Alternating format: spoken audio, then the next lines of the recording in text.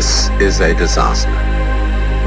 For as a result of confusing the real world of nature with mere science, we are destroying nature. We are so tied up in our minds that we've lost our senses. Time to wake up. What is reality? Obviously, no one can say because it isn't words. It isn't material, that's just an idea.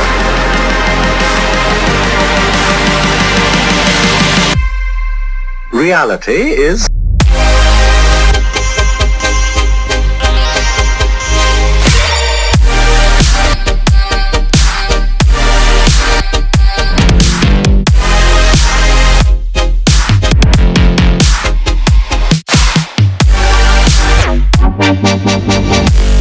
cannot be explained in words.